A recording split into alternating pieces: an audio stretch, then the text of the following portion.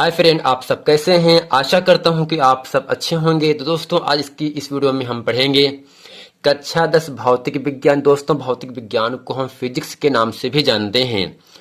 तो दोस्तों, फिजिक्स में जो आपका पहला चैप्टर आपका है प्रकाश का परावर्तन अर्थात रिफ्लेक्शन ऑफ लाइट। इस पहले अध्याय 1 में तो जो कुछ महत्वपूर्ण आंकिक प्रश्न हैं, मैं आज उन सभी प्रश्नों को अच्छे तरीके से इस वीडियो में सीखेंगे। दोस्तों, हमारे सामने किताब है क्लास 10 भौतिक विज्ञान का। दोस्तों, इसमें आपका पहला प्रश्न आपके सामने कह रहा है, अवतल दर्पण से 20 सेंटीमीटर दूर रखी वस्तु का वास्तविक प्रतिबिंब 30 सेंटीमीटर दूर बनता है, दर्पण की फोकस दूरी ज्ञात कीजिए। यानी दोस्तों, सवाल आपके सामने है, अवतल दर्पण से, एक दर्पण कैसा है दोस्तों, अवतल दर्पण है, यानी ऐसा दर्पण जिसके उभरे पृष्ठ पर पारे की पॉलिश लगी हो, जबकि दबे हुए तल से प्रकाश का परावर्तन होता हो। दोस्तों, से कहते हैं अवतल दर्पण। अवतल का अर्थ होता है उभरा हुआ, यानी अवतल दर्पण में उभरे पृष्ठ पर पॉलिश लगी होती है। यानी अवतल दर्पण से 20 सेंटीमीटर दूरी पर रखी वस्तु का वास्तविक प्रतिबिंब। दोस्तों, वास्तविक प्रतिबिंब के लिए सदैव जो प्रतिबिंब प्राप्त होता है वो आपका उल्टा प्राप्त होता है। यानी वास्तविक प्रतिबिंब यानी दर्पण के सामने काटेगा। वास्तविक प्रतिबिंब 30 सेंटीमीटर दूर बनता है, दर्पण की फोकस दूरी ज्ञात कीजिए। तो आइए चलते हैं दोस्तों, इस प्रश्न को अच्छे तरीके से हम हल करते हैं। और दोस्तों, आपको याद रखना है, वस्तु की दूरी को हम u से लिखते हैं, प्रतिबिंब की दूरी को v से लिखा जाता है, जबकि फोकस दूरी को f से लिखा जाता है। और दोस्तों, एक सूत्र होता है दर्पण का सूत्र। दोस्तों, इसका सूत्र होता है 1/f बराबर 1/v प्लस 1/u। चलते हैं दोस्तों, इस प्रश्न का उत्तर अच्छे तरीके से हम आप लोगों को समझाते हैं और अच्छे तरीके से आपको बताते हैं। तो दोस्तों, इसके हल में लिखेंगे चिन्ह परिपाटी के अनुसार। चिन्ह परिपाटी के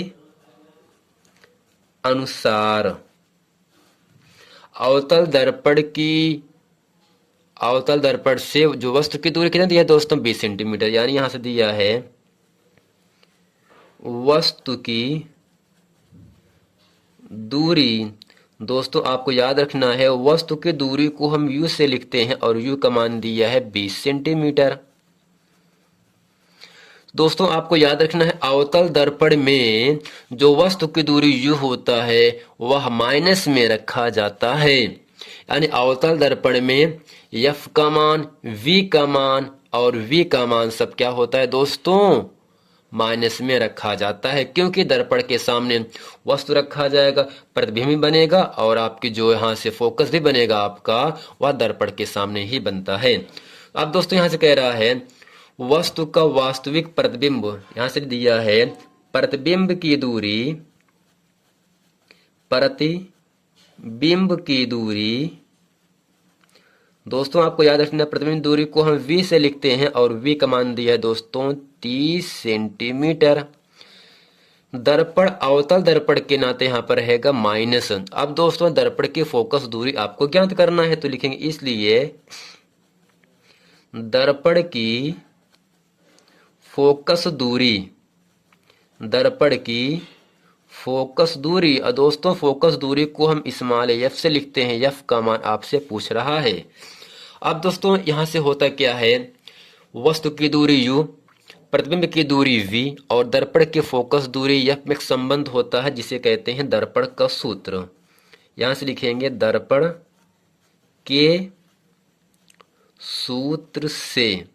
दोस्तों, सूत्र आपके सामने होता है 1/f बराबर 1/v प्लस 1/u। अब दोस्तों, करना क्या है, 1/f का मान आपसे पूछ रहा है, जबकि 1/v है ना, और v का मान दोस्तों है क्या आपके सामने -30 प्लस 1/u है दोस्तों हर में, तो हर का मान u का मान क्या है -20। अब दोस्तों, क्या होगा, यहां से 1/f बराबर माइनस ऊपर कर दिया 1/30 माइनस प्लस का -1/20। तो हुआ क्या दोस्तों, यहाँ से 1/f बराबर 30 और 20 का जो एलसीएम होता है, जो लासा होता है दोस्तों, आपके सामने 60 होता है। दोस्तों यहाँ से 30 और 20 रहेगा, तो यहाँ से करते क्या है, 2 से काटेंगे, यहाँ से आपको मिलेगा 15, 2 से काटेंगे आपको मिलेगा 10, फिर दोस्तों 2 से काटेंगे 15 मिलेगा, 2 से काटेंगे यहाँ से 5 मिल जाएगा, और 5 और 15 ये पहले काटते हैं सबसे छोटी संख्या 3 से, 3 के पहाड़े में दोस्तों 15 5 बार पे आएगा, 5 तो आएगा नहीं, अब 5 कटेगा अपने आप से। तो 30 और 20 जिस जिस संख्या से कटा है उसका हम गुणा करते हैं, 2 दूनी 4, 4 तीन 12, 12 पंचे 60, यानी दोस्तों 30 और 20 का जो एलसीएम हुआ, जो लासा हुआ, वो मैंने आपके सामने 60 प्राप्त किया।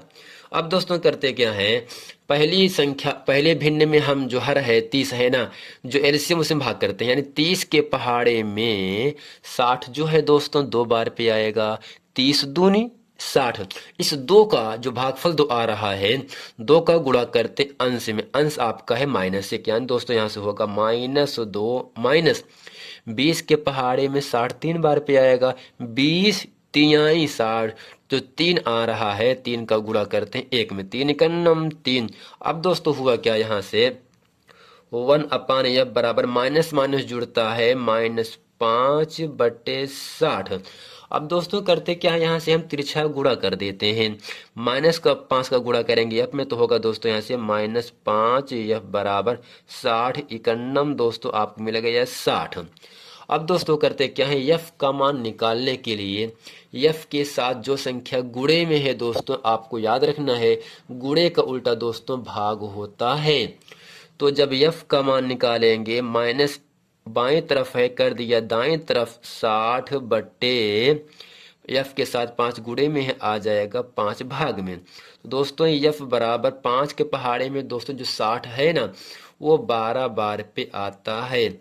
अर्थात दोस्तों यहाँ से जो दर्पण की जो फोकस दूरी है वो 12 सेंटीमीटर है, अर्थात दर्पण के सामने 12 सेंटीमीटर क्या है दोस्तों, इसकी फोकस दूरी है। जब वस्तु को रखा जाता है 20 सेंटीमीटर दूरी पर, प्रतिबिंब प्राप्त होता है आपका 30 सेंटीमीटर, लेकिन फोकस पर कहाँ बनेगा, 12 सेंटीमीटर पर। दोस्तों नीचे लिखेंगे अतः अवतल दर्पण की फोकस दूरी f बराबर -12 सेंटीमीटर। यही दोस्तों इस प्रश्न का उत्तर हो जाए। दोस्तों एग्जाम में आंकिक प्रश्न से 1 या 2 सवाल आपसे पूछते हैं, वो भी सवाल 3 या 4 नंबर के लिए होते हैं। दोस्तों उम्मीद करते हैं ये पूरा प्रश्न वीडियो आप लोगों को अच्छी तरीके से समझ में आ गया होगा। दोस्तों यदि आप इस चैनल पर नए हैं तो वीडियो को लाइक, सब्सक्राइब और शेयर करना ना भूलें। मिलते हैं दोस्तों नेक्स्ट वीडियो में, तब तक के लिए थैंक यू।